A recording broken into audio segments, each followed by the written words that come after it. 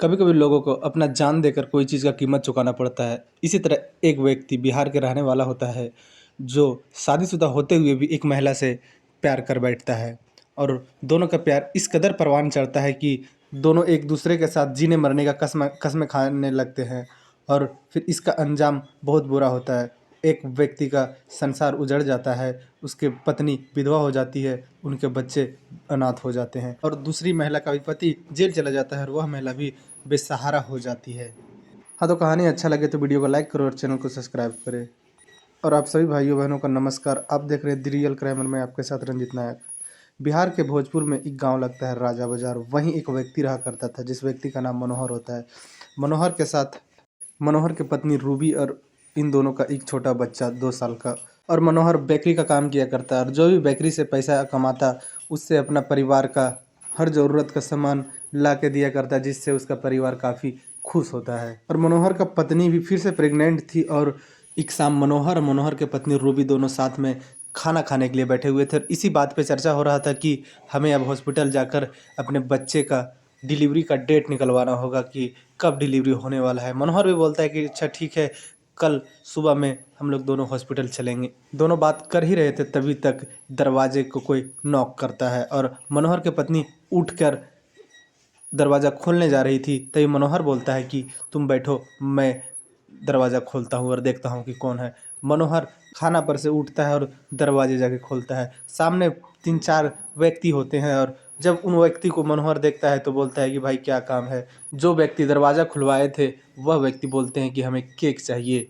मनोहर बोलता है कि शाम का वक्त है और दुकान में बंद करके घर आ गया हूँ, लेकिन उन लोगों का कहना था कि अभी हमको चाहिए, आज का ही ज़रूरत है और सारा दुकान बंद हो गया, एक आप ही हैं जो अभी केक दे सकते हैं। मनोहर बोलता है कि अच्छा ठीक है, मैं खाना पूरा कर लेता हूँ, लेकिन उन लोग का कहना था कि नहीं, हमें जल्दी है, हमें तुरंत ही केक चाहिए। फिर मनोहर उसी तरह हाथ धोता है और उन लोग के साथ दुकान पे निकल जाता है।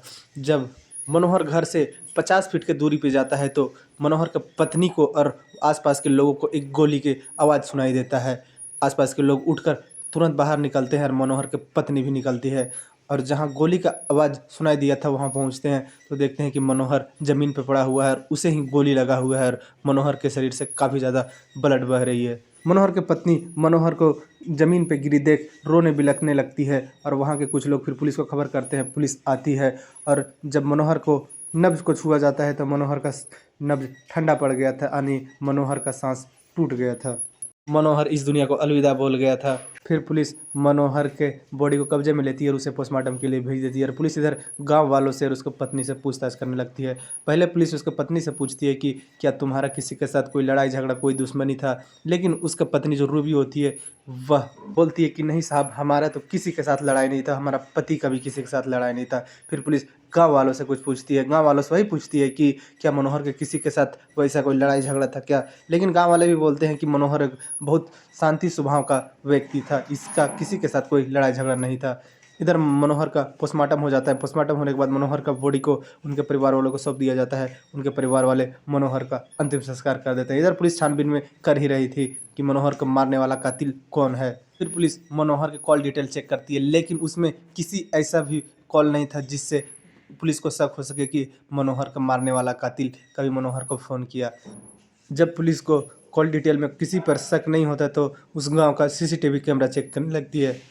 उस गांव में एक चौराहे पे सीसीटीवी कैमरा लगा होता है और उसका वीडियो पुलिस देखने लगती है। तो पुलिस देखती है कि 5 लोग 2 बाइक पे इधर मनोहर के घर तरफ आ रहे थे बहुत आराम से, लेकिन जब कुछ देर के बाद वही लोग वापस होते हैं तो उन पांचों लोग काफ़ी अकबकी और हड़बड़ी में थे, काफ़ी तेज़ी गति में जा रहे थे।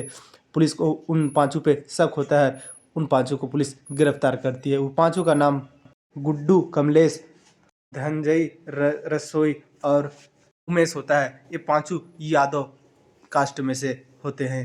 पुलिस इन पांचों को पकड़कर उनसे पूछताछ करने लगती है। पुलिस को भी काफ़ी मुशक्कत नहीं करना पड़ता। ये पांचों लोग एक कहानी सुनाते हैं, बताते हैं साहब मनोहर को मारने का एक व्यक्ति हमें सुपारी दिया है, जिस व्यक्ति का नाम लाल बाबू है। पुलिस फिर लाल बाबू को उठाती है और लाल बाबू से फिर पूछताछ करने लगती है।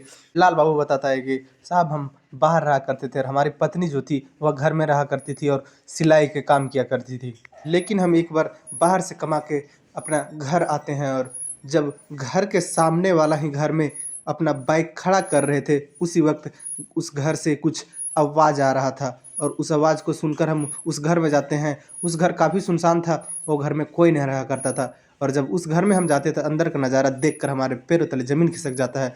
अंदर में कोई और नहीं, हमारा पत्नी और मनोहर था। इन दोनों को देखकर हम दरवाज़ा खोलते और अंदर जा ही रहे थे, तभी तक मनोहर वहाँ से भाग जाता है। जब हमारी फिर अपने पत्नी को पकड़ के हम घर ले जाते हैं और वहाँ काफ़ी ज़्यादा घर में मारते पीटते हैं। हमारी पत्नी हमें उस वक्त बोलती है कि अब उससे हम नहीं मिलेंगे, कभी बात नहीं करेंगे। फिर कुछ दिन बीतने के बाद हम घर से बाहर 5 दिन के लिए जाते हैं और जब उधर से लौटते हैं तो देखते हैं फिर से हमारी पत्नी और मनोहर दोनों एक साथ संबंध में हैं, अपना ही घर में। उस वक्त मेरा मन में ख्याल आता है कि अब मनोहर के इस दुनिया से हमेशा हमेशा के लिए हटाना होगा। फिर हम इन पाँचों को तैयार किए, 1,80,000 देकर मनोहर को जान से मारने का सुपारी दिए और इन पाँचों लोग फिर हमसे 80,000 एडवांस लेकर मनोहर को जान से मार देते हैं। पुलिस जब ये बात सुनती है तो पुलिस को भी होश उड़ जाता है कि कैसा कैसा लोग हैं, अपने आप को सुधारने के लिए किसी को जान ले लेते हैं। छोटी छोटी सी बात के लिए किसी व्यक्ति का हमेशा हमेशा के लिए मौत की नींद सुला देते हैं। पुलिस फिर इन चारों पांचों लोग का रिपोर्ट तैयार करती है और इन लोगों को कोर्ट भेज देती है। अब कोर्ट का फैसला आने का इंतजार है, इन लोग का सज़ा मिलने का इंतजार है रूबी के परिवार वालों के। रूबी के एक 2 साल की बच्ची होती है और एक पेट में पल रही बच्ची होती है। अभी उसे दुनिया में आने से पहले उनका संसार उजड़ जाता है, यानी कि बाप का सहारा खत्म हो जाता है। अब उन बच्चों का क्या होगा और रूबी का क्या होगा? अगर मनोहर इतना खुशी अपना घर में ही ढूंढना चाहता तो उसे अपना घर में ही सारा सुख सुविधा खुशी मिल जाता, लेकिन मनोहर अपना घर में सारा खुशी ना खोजकर किसी के और घर में जाता है खुशियाँ पाने के लिए। मनोहर की वजह से उनके बीवी और 2 बच्चे पर बहुत बुरा असर पड़ा। अब मनोहर का पत्नी का कोई सहारा इस दुनिया में नहीं रहा। इस कहानी में इतना ही। जय हिंद, जय भारत। इस कहानी को ज़्यादा से ज़्यादा शेयर करें ताकि हर लोग तक ये कहानी पहुंच सके और अपने आप में हर लोग सावधान और सुरक्षित हो सके।